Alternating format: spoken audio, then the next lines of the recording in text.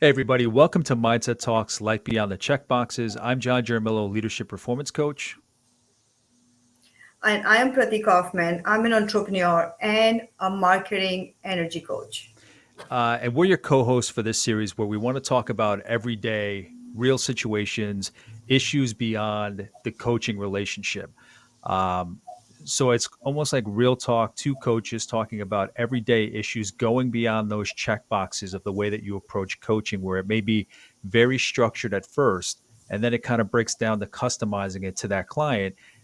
This is beyond those initial check boxes. So this is that real talk. This gets down to the real impact of life and everything that's going on in our lives and behind us, surrounding us in our world. And today we're going to talk about fear of failure. It's something that comes up all the time with clients. I mean, I'm in leadership coaching, Prati's in marketing and energy.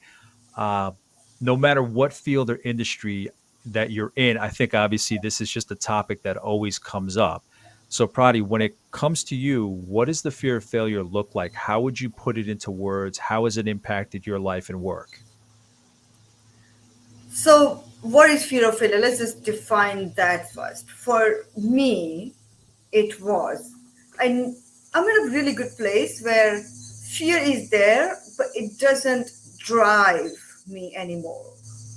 I acknowledge it, but I have learned to move past. So, but what it was, the fear of failure for me, it looked like is creating all kind of worst case scenarios in my brain, correct? And really going from that place, from and taking action from the worst case scenarios and thinking all the things which could go wrong, and kind of almost feeling like paralyzed by it. So that's what it looked like to me, was just thinking the worst possible things. So, what was it? What was it you feared? Because fear of failure can be. Some people may fear how they may look in front of other people if something doesn't work out, how they'll feel about themselves, just about themselves, not having nothing to do with people or what people may think. What, when you did have that fear of failure, what was that fear? If you followed it through, what was it that you were scared of the most? I think just not able to. So first, you create expectation from an action, like this is what's going to happen, and then you think about, if this doesn't happen, how will it affect me, personally, correct? So, and what will people say? So I feel like if we are worrying about people, it's still the the the the the under cause is always the judgment we have about ourselves based on what the end result is. So that defines almost in a way who we are, right? Am I successful or not based on the results? So, Yeah. so it is still the self judgment in a way, that how will you judge yourself if you take this action and things don't happen the way you want them to happen, and things happen a different way. And then you kind of start to judge, like, maybe I didn't do this right, or maybe I'm not good enough, maybe I could have done this better, right? All of that, like self, I don't know, negative talk Oh, you yeah. give yourself, and then you start to define yourself based on that one thing which went wrong. Yeah. I think for me, the fear of failure has evolved from initially thinking of how you would look in front of people. So, not to say it's for all the young people out there, but for me, when I was younger, I was worried about how I would look, like, this idiot tried something and it didn't work out, right? And then later, you get to the point where I got to the point where it's like, I don't understand. That fear is ridiculous because other people aren't paying my bills. Other people aren't living my dreams. A friend of mine recently, Angela Silva Mendez, she had written a book, uh, and she's in life coaching, and she talks about her old woman, and the way that she looks at life is talking to her old woman, meaning herself when she's older. How would that old woman dying on a deathbed look back at life? And then that's the way that she approaches it. I don't look at it specifically that way, but it is very much about me. Like, what is it that's going to make me happy? So it's evolved from what people might think to what I want to achieve. Now it's a fear of, if the thing that I want to happen most, if the thing that I dream about the most, my biggest passion, my biggest purpose that I believe at any given time doesn't play out, it's like, if it doesn't work out, it's like, then what? And I know, then you just keep, researching, you keep looking around, you keep experimenting. So it's amazing how it shifted from thinking about what other people think to me, myself thinking, if this doesn't work out, this is what I want the most. Um, and I think you and I have talked about that before. Like, when people say this is what we're meant to do, what if it doesn't work out? And you've mentioned your business, it's like, no, this has to work out. This is what I'm all about. So what do you think about that? So it's just trust. So here is something actually. It's a good example. I was talking to this really young person yesterday who has founded this amazing accountability app. She created, put in a year worth of work in it, and the adoption is taking time. Typically you think you're going to create something and people are just going to jump on it because there's a need for it, but it still takes time for people to get to know you, trust you, or do all the things. So she came to me, and that's where I think the fear plays a big role, right? Like, my whole message was, yes, I want this business to be successful, right? And what I'm doing. But I always think about, like, what is the bottom line? Like, what am I doing? So the idea is to create more successful entrepreneurs in the world, okay? And do that. So now don't get stuck on the how, right? How that happens. So that means, I think the failure, that fear has happens when you decide on the how, and now the how doesn't happen. Okay, it happens a different way. I think that's where you start to question, even if it's a valid idea. Does it work? So I just told her, here is what I see in you. You need to let go of let it happen. Your idea is to reach the consumer and have people access accountability partner within 5 minutes, right? You log in and you can meet somebody random, which could be a lifetime relationship, and but you're getting stuck in how. You're not seeing any other way to make that happen. So I think, I hope I'm making sense. So basically, having, like, how do you deal with this failure? Like, you've decided that my business is going to be successful. I think it may not work if you also decided how it has to be successful. No, I get that. I get that because I think I'm thinking along the same lines, and I was trying to follow your example, but I think I work much in that same vein. And let me know if I haven't hit quite that base yet.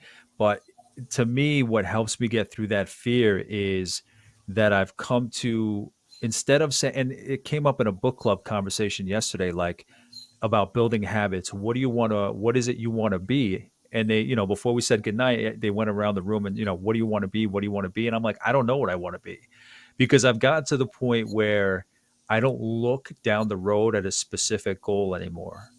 I've learned to appreciate the everyday experiences, the everyday conversations, like the everyday projects like you and I are doing, my other projects, your other projects, your clients. I've come to appreciate everything in the everyday more and more, instead of just looking at the goal. Because if we look at the goal, some kind of structured goal, if it doesn't look that particular way or some kind of variation of it, we're disappointed. Where I think if you enjoy the everyday, what you're doing, and granted, when you're in a business, you need it to look a certain way, but just fear of failure in general, it's like there's so much out there that I think we tie too much to particular things that we want. And again, like I said, business is different because it's a certain passion, we need it to work out. But just in general, across fear of failure, I've gotten comfortable with experimenting and trying new things. Yeah, I mean, So I I don't know think if, you're if right. that plays into the same kind of idea you were talking about, where you have to focus on how you're doing it.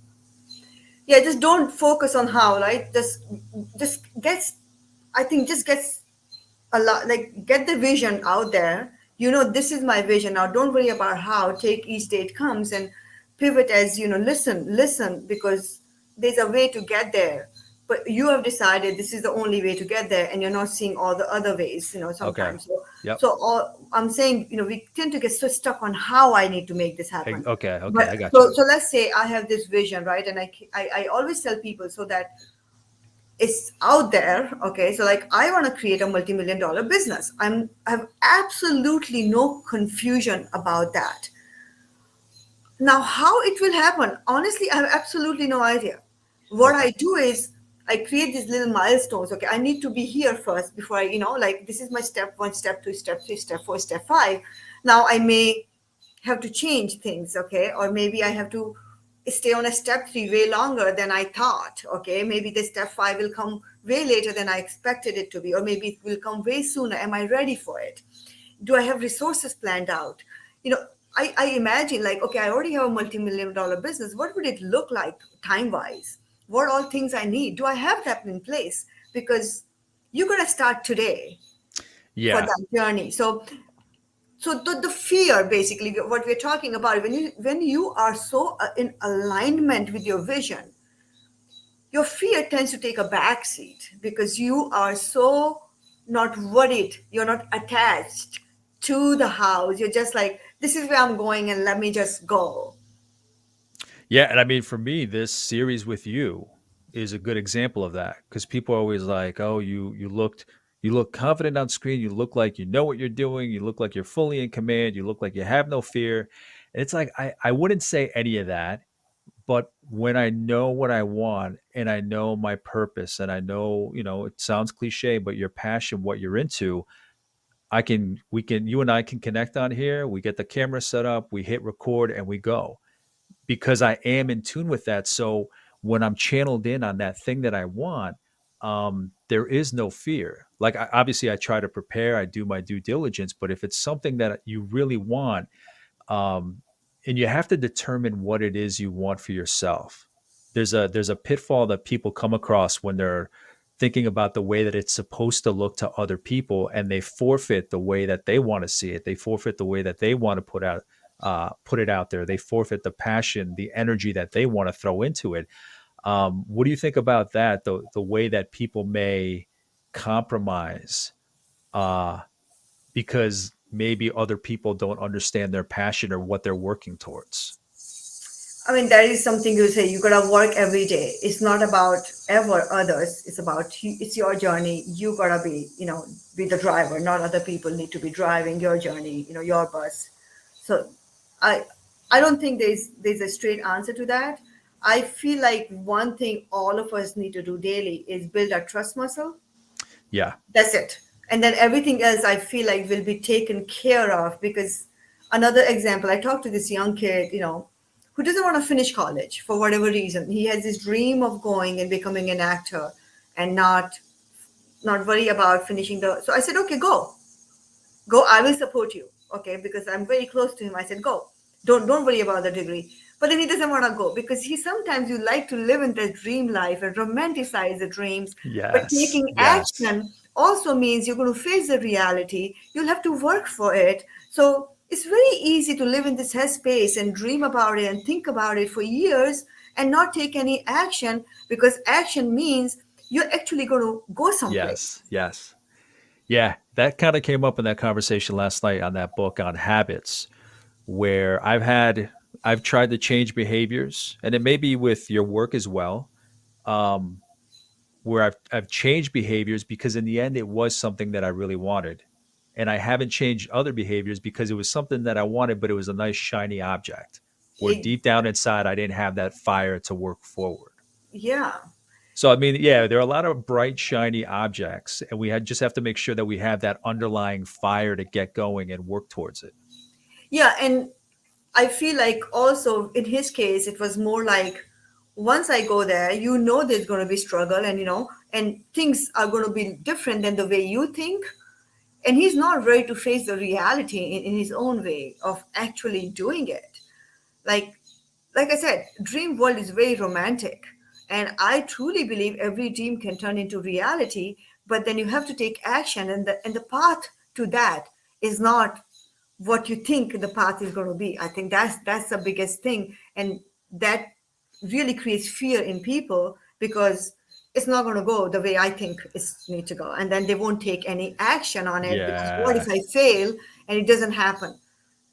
I like that whole theme you've been carrying this whole time about how you can't lock in how it's going to work out. Yes. And I've heard that conversation before where you can have a goal, but yes, exactly like you said, you can't think that you can predict which line it's going to go because I in the end may get to my goal, But the path, if I lock in and say, okay, it's that I'm going to go to school for 3 years, it's that I'm going to intern for 1 year, it's or I'm going to have my residency for however, and it has to pick this particular script. If that deviates or changes a little, people get lost and they get thrown off track because they were so locked into that particular path.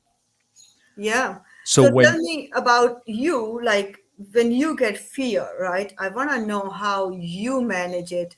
And are there some fears still like kind of driving you in your life and defining it? Yeah, I think in the end I always say what other people think shouldn't matter, right? But it does. We can't pretend that, oh no, I don't care what people think. No, like we typically do care what people think. It's how you process that information. So when I have fear, yeah, I am it's we've talked about it before in informal conversations, imposter syndrome. You have that fear that people won't see in you what you see yourself. It's not that you're faking it. There's the whole fake it till you make it. I think that's more about convincing yourself.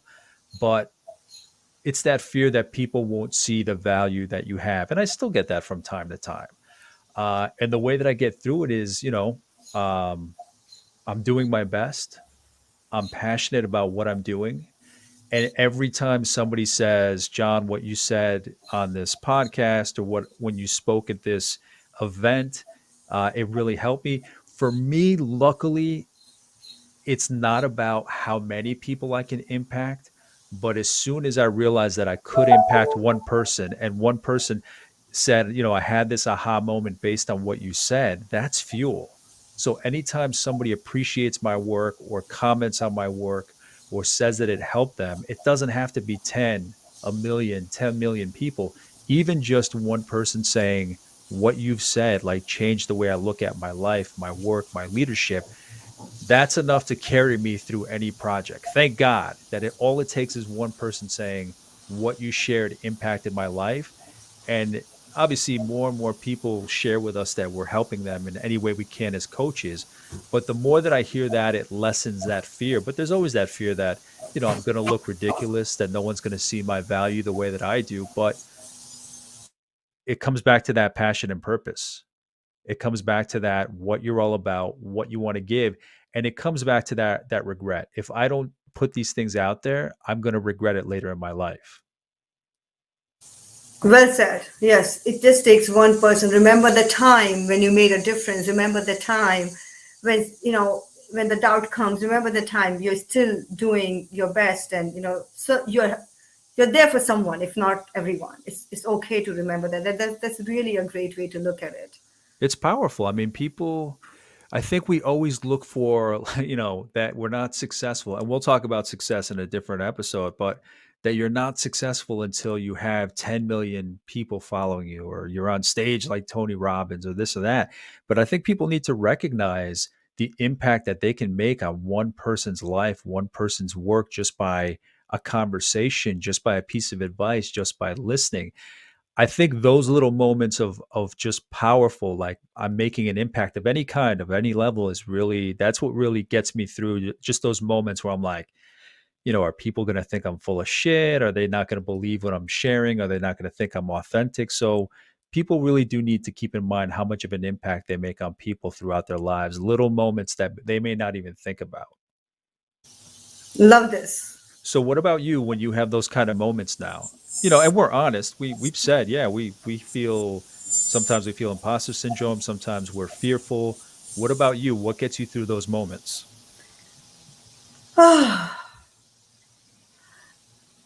This I so for me, what I do has always been way powerful than my fears, and that's why I think I've been able to plow through most of the things in my life and do the most wild things, because there's a Oh fear, yeah, but I yeah. still have this like a deep trust that if it feels right, do it for whatever way it is, and I think that's what keeps me going with the fear.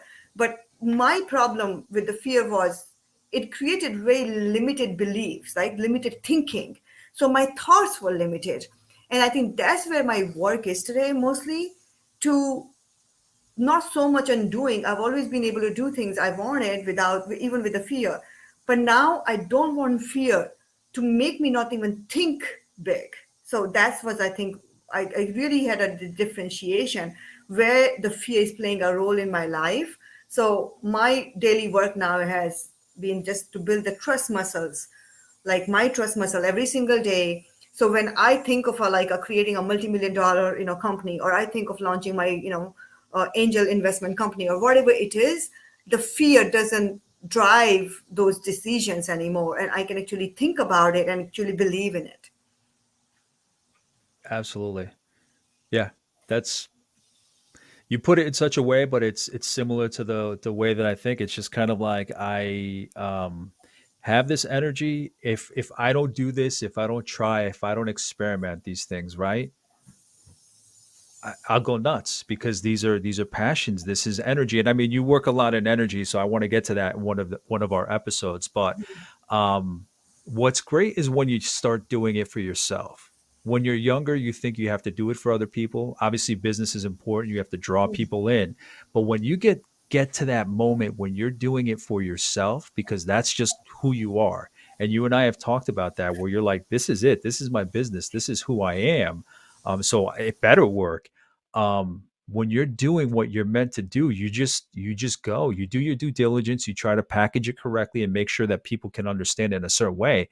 But if it's you, um, I hope people get to that point where they find what it is that really drives them before anybody else. What really drives you? That's what helped me gain that clarity. Yes. And at the end of the day, this is my message to everyone. We're going to wrap it up. Yeah, Keep doing what you're doing. Eventually you're going to find what you're, so take action. Like, that's the whole thing. You want to be an actor, go and try it out. You want to do this, go and try it out. Thinking about is not going to help you in any way. So whatever you want, is better to do it, right? Learn from it and move on, then think about it and not do it. That will never take care of the fear. Doing is the only way. So I would just say one message: whatever is that you want, right? Little, small, start wherever you are today. Take one step towards it, and that's it. amen. Little steps, day by day. That you don't have to achieve it right away. But my big thing, my big tip would be like find people that are that curious, that have that kind of doesn't have to be the same passion, but that are that driven that you want to tap into yourself. Because it's a matter of finding the right people. If anybody laughs that something didn't work out, if somebody criticizes you that something you didn't work out, they just don't belong in your life. I mean, so find the people that Yes. want to work as hard as you can. And I think that's sound advice. Just Yeah. I can't stress enough. Maybe you see it all over my face if you're watching this. Just get started. The worst that paralysis by overanalysis that kills us all. So just get started. That's sound advice by Prati. Thank So that was a great conversation on fear of failure. Thank you for watching. Subscriber, you're watching. Subscriber, you're listening. Reach out to us and let you know what you thought of this conversation. We're open to having any conversation on any topic. We're open to ideas. And we'd love to bring on guests to either talk about an insight that we've already spoken about, where you want to provide your take, or if you want to cover something that we haven't brought up at all, just reach out. You'll have all our information, whether you're watching it on video or through a podcast, through an audio podcast. But in the meantime, and until the next episode, take care. Thank you. Bye. Take care.